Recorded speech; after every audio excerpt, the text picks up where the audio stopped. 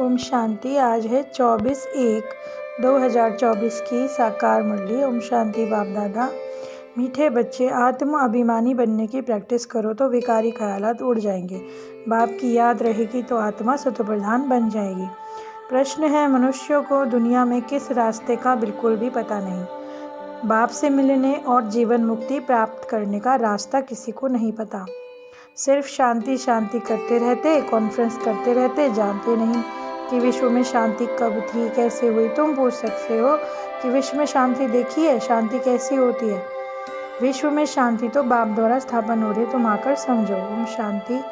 रूहानी बाप बैठकर पहले तो बच्चों को समझाते हैं कि आप अपनी दृष्टि पक्की करो कि हम हैं आत्मा, भाई भाई। जैसे बाप कहते हैं कि मैं बच्चों को देखता हूँ, यानी हम आत्माओं को देखते हैं। आत्मा ही शरीर की कर्मेंद्रियों द्वारा सुनती है, बोलती है। तो आत्मा का तख्त हुआ भ्रुकुटी। तो जैसे बाप हम आत्माओं को देखते हैं, हमें भी अपने भाइयों को देखना है। क्रिमिनल ख्यालात अपने आप बंद हो जाएंगे, ये आदत पड़ती चली जाएगी। जब आत्मा ही सुनती है तो दृष्टि पक्की होने और ख्याल जो सब पुराने होते हैं वो सब उड़ जाते हैं। तो ये है नंबर 1 सब्जेक्ट, जिसमें दैवी गुण भी ऑटोमेटिकली धारण होते रहेंगे। कर्मेंद्रियाँ चलायमान देह अभिमानी से ही होती हैं। तो जब हम देही अभिमानी बनते हैं तो हमारे अंदर शक्तियाँ जो बाप द्वारा हमको मिली हैं, और उससे ही आत्मा सत्वप्रधान बनेगी। तो पहले दृष्टि पक्की हो कि हम आत्मा अभिमानी बने, और फिर हम आत्मा भाई भाई वाली प्रैक्टिस करें। तो ये प्रैक्टिस करने से अपने आप ही सत्वप्रधान बनते जाएंगे। तो बाबा कहते हैं तुम हो धरती के सितारे, तो हम आत्मा सितारे हैं। तो ये शरीर मिला है हमको कर्म करने के लिए। तो बाबा कहते हैं पुरुषोत्तम में संगम युग पर आना है और पुरुषार्थ करना है, ऐसे कभी नहीं कहना। तो बाबा कहते हैं बुद्ध और क्राइस्ट के तन में भी भगवान आए, ये भी नहीं हो सकता, क्योंकि पुरानी दुनिया को नई बनाने के लिए उन्हें संगम पर ही आना है। तो उनको कहा जाता है हेवनली गॉड फादर। कृष्ण को बाप या पतित पावन नहीं कह सकते हो। एम ऑब्जेक्ट क्या है? जब भारत में लक्ष्मी नारायण का राज्य था, यानी आदि सनातन देवी देवता धर्म, तो ये सब करवाना, हेवन स्थापन करवाना बाप का ही काम है। इसलिए बाबा क्या कहते हैं, देह के सब धर्म छोड़कर अपने को आत्मा समझो। तो लक्ष्मी नारायण के चित्र पर बड़ी समझानी देनी होती है कि ये महिमा वाला चित्र है नरसिंह नारायण बनने की सत्य कथा। सत्यनारायण की कथा इसी को कहा जाता है। छोटे बच्चे को नर नहीं कहते, तो बच्चों को इस चित्र पे समझाना है। शंकराचार्य तो आते हैं रजो प्रदान के समय।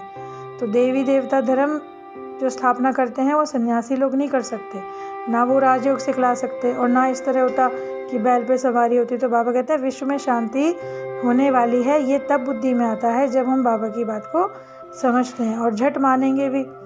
बाकी नेचर और साइंस को मानने वालों को तो बुद्धि में ये नहीं बैठेगा, और दूसरे धर्म वालों की बुद्धि में भी फिट नहीं होने वाला। तो उनकी क्या फिक्रात करनी, जो कन्वर्ट हुए होंगे वही निकल आएंगे।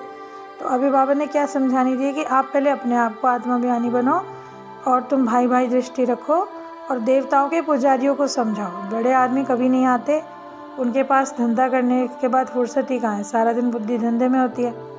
तो ये तो बाबा कहते हैं तुम्हें जो है, तुम बच्चों के ऊपर ये कार्य है कि तुम विश्व में शांति चाहते हो, तो तुम्हें स्थापना भी करवानी है। इस चित्र पर सारा मदार है कि विश्व में शांति चाहते हो तो अभी कहाँ चलेंगे। अभी तो सब कहाँ रहते हैं, हम आत्मा जो है अभी तो हम इस धरा पे हैं, लेकिन हैं हम आत्मा शांत स्वरूप। तो वो इस दुनिया में नहीं है, वो है निराकारी दुनिया। तो विश्व में शांति जब होगी, जब हम सभी सत्व प्रधान बनेंगे। रास्ता ढूंढते थे परंतु मालूम नहीं था, शांति शांति चाहते थे परंतु पता नहीं था कैसे मिले। तो बाबा कहते हैं मूझते क्यों हो, कॉन्फ्रेंस करते हो, कहीं से जवाब नहीं मिलता। ये तो पता है ना कि 3000 वर्ष पहले हेवन था, शांति थी। अब क्या है, अभी तो शांति अच्छी तरह समझाना है। और सुनने का भी सौभाग्य होता है कि बच्चे, बाबा कहते हैं तुम पद्म भाग्यशाली बच्चे ही बाप से सुनने के हकदार बनते हो, क्योंकि बाप बगैर तो और कोई सुना नहीं सकता। तो बच्चों को ही सुनाते हैं, क्योंकि ये है रावण राज्य, यहाँ शांति हो नहीं सकती। पुकारते भी हैं पावन बनाओ।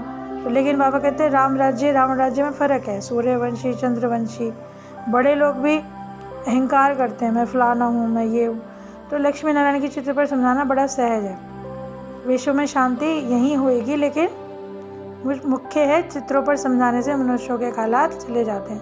तो कहा जाता है टू मैनी कुक्स, बहुत विचित्र चित्र है, तो कोई विरला ही समझ सकता है। बाबा कहते हैं ये जो स्थापना हो रही है ना, इसको हर कोई नहीं समझ सकता है। शास्त्रों में एक अर्जुन का नाम था, तो मास्टर कोई एक को नहीं पढ़ाते, तुम्हारे ये बैज भी बहुत काम कर सकते हैं। सबसे अच्छा है बैज लगाना। शिव बाबा के चित्र के सामने लाना चाहिए, फिर लक्ष्मी नारायण के चित्र के आगे। बाबा कहते हैं पहले बैज जो तुम लगाओगे वो शिव बाबा का चित्र लगा के, उसके बाद लक्ष्मी नारायण के चित्र के आगे बोलो कि शांति मांगते हो, लेकिन कल्प बाप द्वारा स्थापन होती है। अब चक्र को जान गए तो अब हम क्या बन गए? स्वच्छ बुद्धि। पहले थे तुच्छ बुद्धि, लेकिन कोई मनुष्य किसी की सदगति कर नहीं सकता। देखो किसकी बुद्धि में ठहरता है। अगर समझाने वाले अच्छे हों तो झट समझ जाएं, माता हो तो और ही अच्छा, क्योंकि इनसे कोई नाराज़ नहीं होगा। मोहिनी, मनोहर, गीता बहुत अच्छे अच्छे बच्चे हैं, तो बाबा ने उन सब बच्चों की महिमा करी। तो लक्ष्मी नारायण के चित्र पर एकदम पक्का कराना चाहिए, लेकिन मुक्ति में सब जाएंगे, फिर आएंगे नंबरवार पार्ट में जाने। तो पाँव में कहते हैं ना गिरते हैं भक्ति मार्ग में, परंतु बाबा कहते हैं थोड़ी ऐसे पाँव में जाना है, तुम्हें तो याद करना है बाप को जो तुम्हें इतना ऊँचा बनाते हैं। तो यहाँ आने से तो खुशी में एकदम रोमांच खड़े हो जाने चाहिए कि देखो मैं बाबा के सामने हूँ, तो अहो बाबा हमको ये बनाते हैं, वाह बाबा वाह। लौकिक घर में जब किसी का बड़े बाप का कोई उसका पोजीशन होता है तो उनके बच्चों को कितनी खुशी होती है कि मेरा बाप ये है वो है। तो उनको तो कितनी ज़्यादा खुशी होनी चाहिए कि बाबा क्या है हमारा, हम क्या बनाते हैं। तो देखो स्त्री को भी महात्मा के रूप में देखोगे, भाई भाई की दृष्टि रखोगे, क्रिमिनल आई नहीं होगी। तो बड़ी अच्छी प्रैक्टिस चाहिए। बच्चों ने भी पहले हिस्ट्री सुनी है कि वो कैसे कितना पुरुषार्थ करते थे, रात रात भर भागे, इतने बच्चों को पाला, भट्टी करी।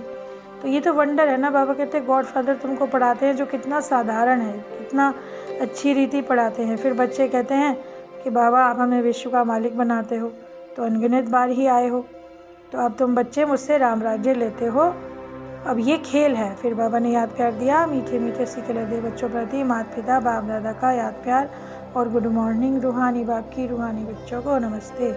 हम रूहानी बच्चों की रूहानी माता पिता बाप दादा को याद प्यार, गुड मॉर्निंग और नमस्ते नमस्ते। शुक्रिया बाबा, शुक्रिया। धारणा के लिए मुख्य सार, आत्मा को सतोप्रधान बनाने के लिए एक सर्वशक्तिवान बाप से ताकत लेनी है, देही अभिमानी बनने का पुरुषार्थ करना है। हम आत्मा भाई भाई हैं, ये प्रैक्टिस निरंतर करते रहो। बाप और लक्ष्य यानी लक्ष्मी नारायण के चित्र पर हर एक को विस्तार से समझाओ, बाकी बातों में टाइम वेस्ट नहीं करना है। वरदान है धरनी, नब्ज और समय को देखकर सत्य ज्ञान को प्रत्यक्ष करने वाले नॉलेजफुल भाव। बाप का ये ज्ञान नया है, सत्य ज्ञान है। इस नए ज्ञान से दुनिया की स्थापना होती है। इस अथॉरिटी और नशा स्वरूप में इमर्ज हो, लेकिन इसका ये अर्थ नहीं कि किसी को भी नए ज्ञान की बातें नई सुनाकर मुझा दो। पहले धरनी देखनी है, नब्ज और समय देखकर ज्ञान देना। ये नॉलेजफुल की निशानी है कि वो देखते हैं पहले किसको ज्ञान देना है, किसको नहीं देना है। यदि आत्मा की इच्छा देखो, उसकी नब्ज देखो, धरनी बनाओ, लेकिन अंदर सत्यता निर्भयता की शक्ति ज़रूर हो, तब सत्य ज्ञान को प्रत्यक्ष करना है। स्लोगन है मेरा कहना मानना, छोटी बात को बड़ी बनाना, तेरा कहना मानना, पहाड़ जैसी बात को रुई बनाना।